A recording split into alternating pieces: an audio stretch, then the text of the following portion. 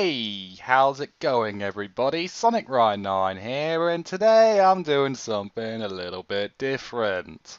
You see, recently, some people on the YouTubes decided that they've been making some of these tier maker videos, as well as on Twitter, of course, sort of expressing, what is their opinion on certain games, certain characters, certain everything. And I figured I should try my throw in my 2 cents on stuff like this. So today, seeing as I'm in a bit of a crash mood at the moment, we're gonna do this: a tier list on the Crash Bandicoot video games, from Crash 1 all the way up to the Insane Trilogy. Now, I don't know how complete this list is, because I think there's some omissions, like Crash and Skylanders, but really, this is only dedicated to just Crash Bandicoot games. So, I will say this, I think, yeah, actually, I'm looking at the list right now, and yeah, there are definitely some omissions, like some of the mobile phone games and whatnot.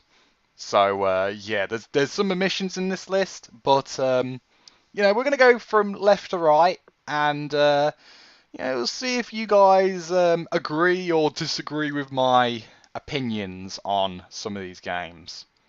All right. So yeah, like I said, this is my list, my opinions. If you do not agree with my opinions, that's totally fine. Um, And yeah, also this is going to be dedicated to just games that I have played. So there are going to probably be a few games which I have not played at all, so I wouldn't have much of an opinion on. And as such, being that this list here, because I didn't make this list, this tier list maker thing, I didn't make this, so the person who made this did not give me the option. Actually, you know what? Have not played. There we go. So there we go. Right. So we're going from S rank to A rank to B rank and then C rank. So start things off. We of course have got the game that started it all, the original Crash Bandicoot. Now, as much as it was just like Mario 64, pretty revolutionary back then. Oh my god, I can't believe there's actually competition for Mario 64 on a competing console. It was pretty revolutionary back then, but playing it today, it's definitely aged. And personally, I prefer another way to play the original Crash game, which we'll get to later. So personally, don't know how this is going to make me in terms of the Crash fan base, but I think that Crash 1 is going to be B tier. Now, that's not to say it's bad or anything. It's just, when I go back to play the PS1 games, I don't usually go back to playing the original Crash. I just don't have as much fun as I do with the sequels. Speaking of which, Crash 2, the first sequel. Definitely. Oh, do I put it in S or do I put it in A? Because I really do like Crash 2. Yeah, I'm gonna put it under A. I really do like Crash 2. I think between this and Crash 3, it's very neck and neck in terms of my favourite Crash game. In terms of the platformers, anyway. I really did like this sequel. They improved a lot, like the graphics and the controls and the fact that you can use analog sticks, which, by the way, nowadays I always pretty much play Crash with analog sticks. I don't know why, maybe that's just me. I just think you have a bit more control with Crash with the analog sticks. And yeah, I just think all in all, the game was just a major improvement over the first Crash game, both in gameplay and in story, pretty much. Okay.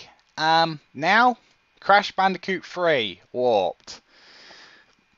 Again, I think it's A tier, honestly.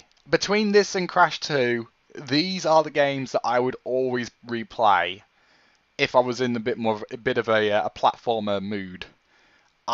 it would always be these two, along with like the original Spyro trilogy.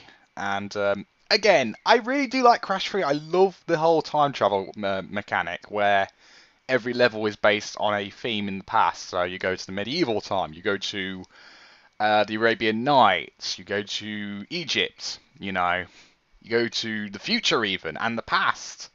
I really do like it, though I kind of sort of prefer Crash 2 more because Crash 2 was more heavily focused on the platformer aspect rather than doing gimmicks, and personally Crash 3 I think does it the whole gimmicks thing a little too much, like the fact that you have loads and loads more vehicles that you have to use in various levels, and they're slightly more experimental than with Crash 2.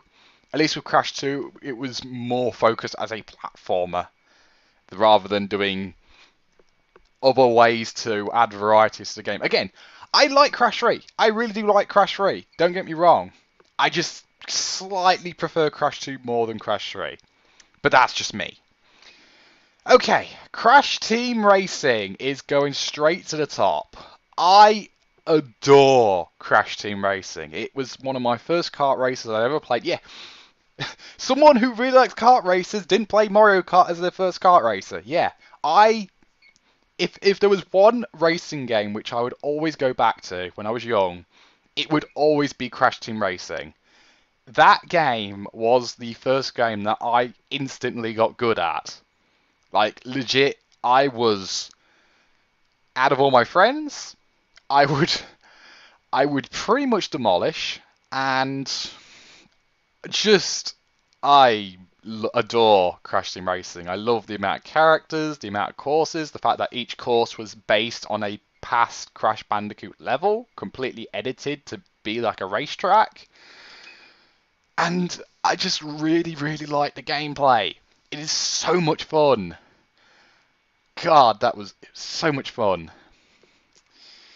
And now, going from Crash Team Racing, we have Crash Bash. And I know I'm probably going to annoy some people when I put this on my list, but yeah. And the main reason for this is because when I had this game, and technically I still do, I only played this game single player. I never had the chance to play this game with anyone else. Nobody wanted to play Crash Bash with me. We'd play Mario Party. We'd play any other party game. We even played Shrek's Super Party over Crash Bash. And as such, I was stuck playing this game by myself doing the single player. And let me tell you, my time playing single player on Crash Bash was some of the worst times I ever had. I would always get frustrated with this game because of, I'm going to be honest, the difficulty. This game gets frustrating at times, and not in a fun way, you know? Again, I'm sure the game would probably have ranked a little bit higher, probably going to B tier, if I had experience with this in the way that it was meant to be played in multiplayer. Plus, the fact that you had to unlock all the mini-games is kind of a bummer. Imagine you wanted to play this game for the mini-games, but you couldn't because you had to play single player. But again, if you really like Crash Bash and you actually had a chance to play the game in the way that it was intended to, then more power to you, you know? Okay, next up, Crash Wrath of Cortex. Personally, it's going in B tier. I know. Honestly, in my opinion, it's a slightly worse version of Crash 3, where they tried way too hard to just try and mimic what they did in Crash 3. You know, the whole... excuse me. With the whole gathering crystals. I mean, the idea of Cortex actually creating a Bandicoot super soldier and actually working, you know, where he actually created the creature that he wanted to create since the first game, is an interesting idea, but the execution is just really crash-free with even more vehicles, and honestly, in a lot of senses, not very well done vehicles, personally. Oh my god, I'm coughing up a storm today. But yeah, I'd honestly play the other two Crash games first before playing Crash Wrath of Cortex. Not to say Crash Wrath of Cortex is a bad game, it's just kind of meh to me. Crash Bandicoot: The Huge Adventure, also known as Crash Bandicoot XS on the Game Boy Advance. It's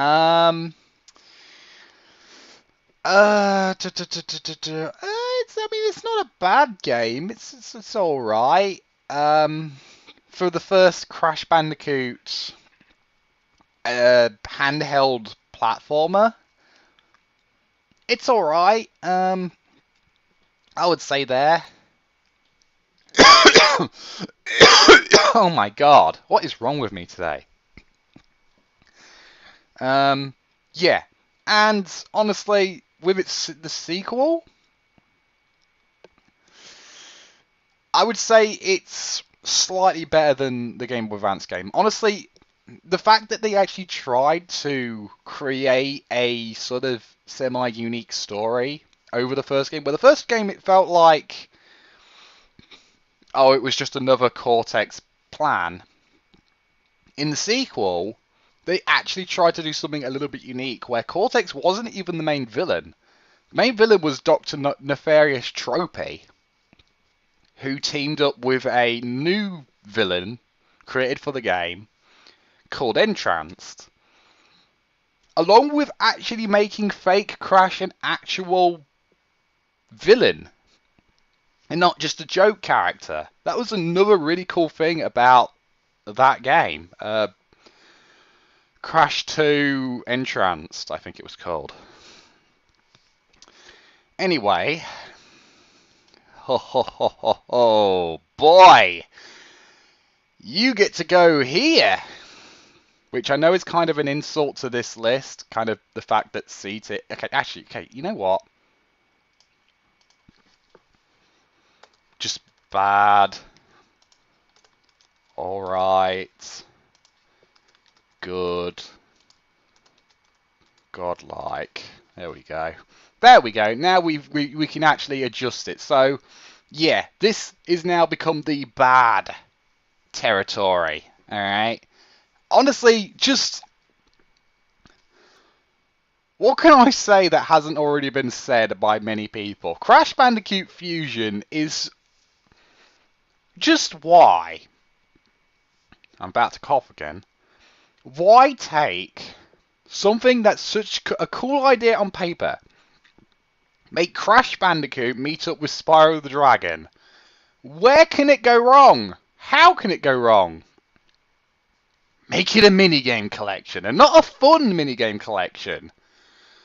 At least with the Mario and Sonic crossover games, at least the minigames are somewhat fun, for the most part.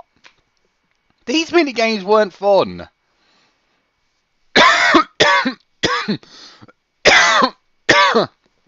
Oh my god, I am coughing.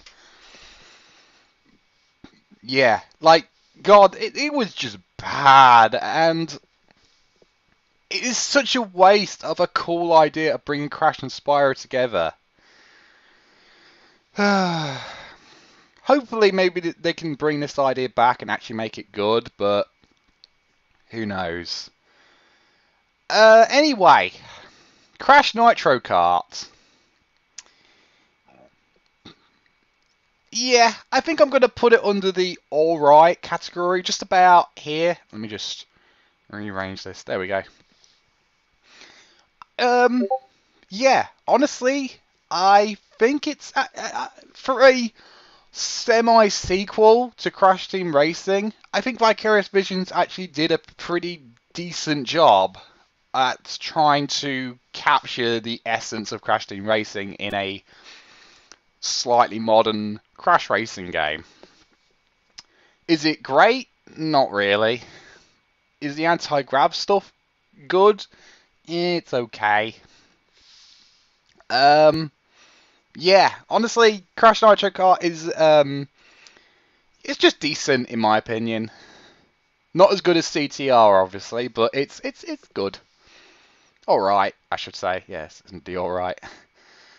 Nitro Kart on DS. I'm actually gonna put it ahead of the console version for one reason. The fact that you could actually play as all the bosses and play as Spyro in this game is the sole reason why I'm putting it over the console version. The fact that you could play as all the bosses and play as Spyro, a crossover that completely craps all over the actual crossover game, which is just sad. Okay, Crash to Insanity. A game that nearly everyone wants to see get remade for some reason. I'm gonna put it under the good pile. I will admit I had a good time playing Crash to Insanity, and as time has gone on, I've come back to the game every now and then to replay the game. I have fun. The fact that you actually get to play as Cortex for the first time in a platformer is pretty neat. And introducing Nina to the whole cast of characters is another cool idea. You know, getting another female character in this is pretty nice. And yeah, I'd say it's a good game, honestly. Maybe not remake worthy, like we don't really need a remake of Twinsanity, honestly. I'd rather see them make something new, but I like it. I like Twinsanity. Crash Tag Team Racing. Yeah, we're gonna put it in the... Hang on, there we go. We're just gonna put it under the alright category. Again, it's... Put it there. It's alright. The idea of making it a game that's half a racing game and half a platformer is a bizarre choice. But the humor that they started implementing in at this point was kind of a bit too childish for my tastes. And yeah, honestly, it's okay. It's not terrible. It's just kind of bland in a lot of cases, and the tracks weren't exactly the most interesting. I mean, there were a couple of tracks in the game which were kind of okay, but yeah, it's just an okay game for me, honestly. Crash Boom Bang for the DS. One of my first DS games I ever got. You're going to join this column. Crash Boom Bang is an absolute train wreck of a game. Honestly. It is just absolute garbage, honestly. Like, all they had to do was kind of copy Mario Party. And they did! In the worst way possible, and trying to cram in a bunch of minigames that had little to nothing to do with Crash, and were just not fun to play. Or were just unresponsive, from my experience anyway.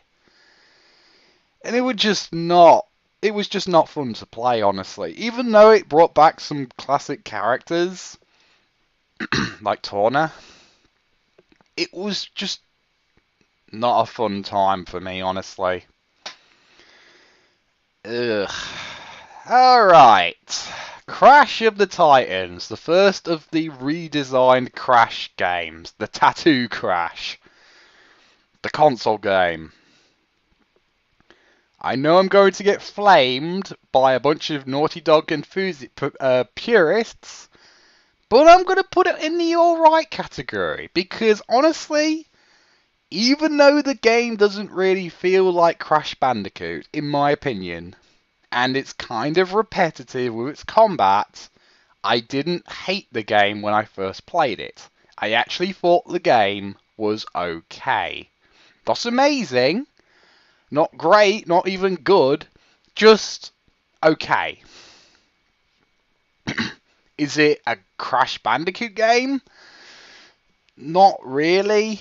In terms of its gameplay, they basically turned it into sort of a kind of mediocre platforming brawler game. But it's just okay, honestly. And, you know, the cutscenes were funny enough, I suppose. But some redesign choices were kind of very questionable. What the hell did they do to Tiny? Like, seriously? Like, why? Why did he become Mr. T? Seriously? Whose idea was this? Anyway. Crash of the Titans Game Boy Advance version. Have not played. And honestly, haven't got really any interest to go back and play that. Honestly.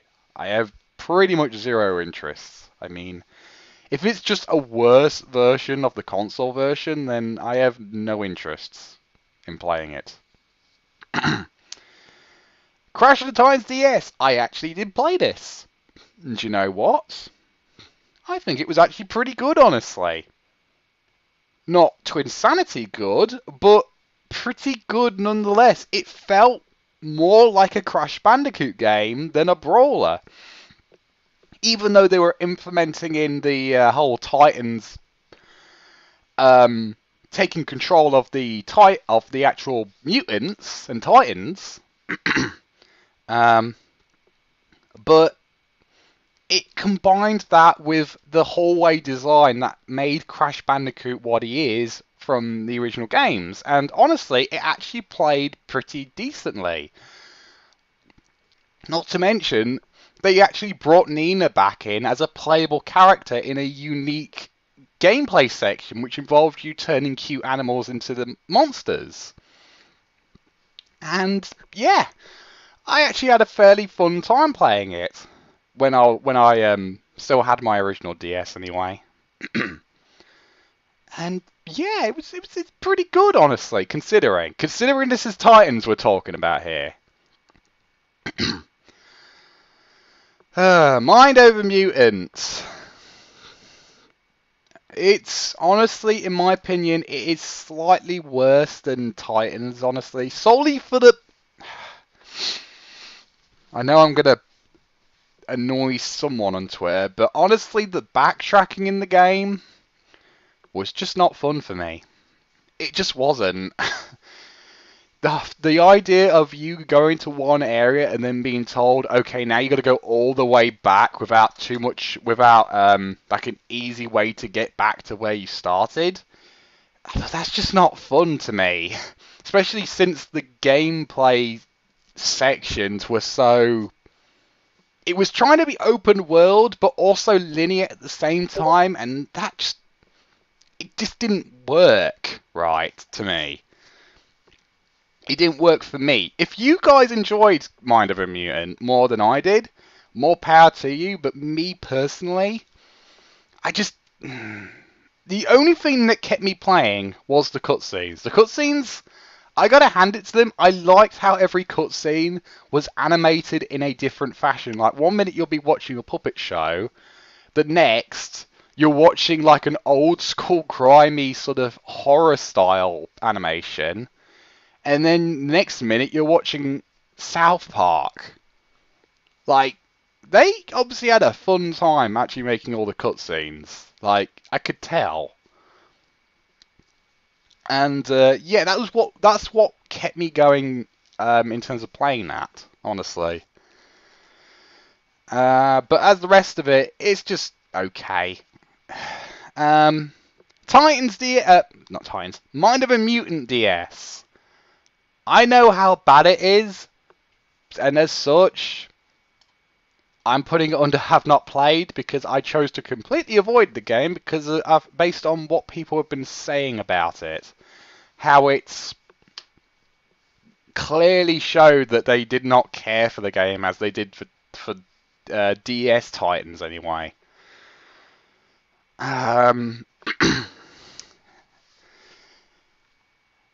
Crash Nitro Kart 3D for smartphones.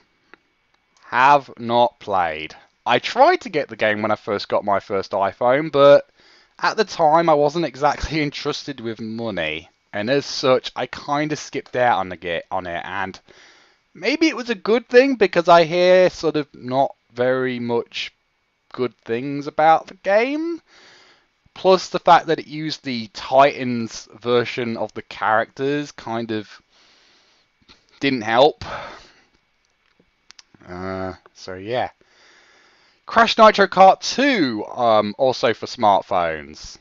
Have not played. I kind of want to try it out because it actually looks more fun than the first game.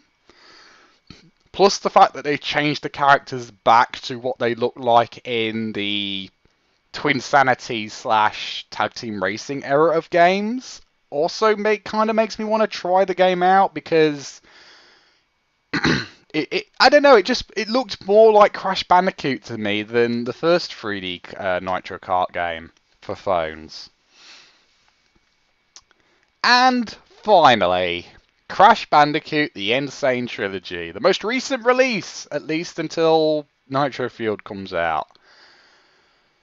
And honestly, I'm very tempted to put it under Godlike because I really enjoyed my time with the trilogy. And you're getting 3 games in one that were completely remade, plus brand new content, such as the unused Stormy Ascent and a brand new level never before seen in Crash games ever. I know I'm going to anger some people, but I'm going to put it under Godlike because of how well they managed to remake the original trilogy. I am dead serious. I enjoyed the heck out of the Insane Trilogy because it made me like Crash again. This was announced at a point where I legit thought that Crash was pretty much done. As in, he wasn't going to come back. I was losing hope at that point when they first announced this. I was like, then he's not come back, is he? And then they announced it. I was like, oh my god, Crash is actually coming back. And when it was released, I love this game. I really do. Heck, I even come back to the Insane Trilogy every now and then. Heck, I even 100%ed all 3 games on the collection. That alone should tell you that I enjoyed this game to pieces. Possibly even more than the original games in their original forms. Which is, yes, I know, a lot of people are probably going to disagree with that opinion. But just to me personally, I adore the Insane Trilogy. And I was very happy with what Vicarious Visions had done at that point. Especially after the patches. If it was pre-patch version of Insane Trilogy and they didn't patch the game up, it probably would have gone to the good section. But since the game got the patches with like the faster loading and the additional content like the levels, that's what has made it to join the tier that is the godlike tier for me. And yeah, I think this is that's about it for my tier video. So yeah, that's my list. If you guys agree with my choices and my placements, or if you disagree with my choices and placements of games that I like, please do put a comment down below and let me know what you would put in these different tier placements.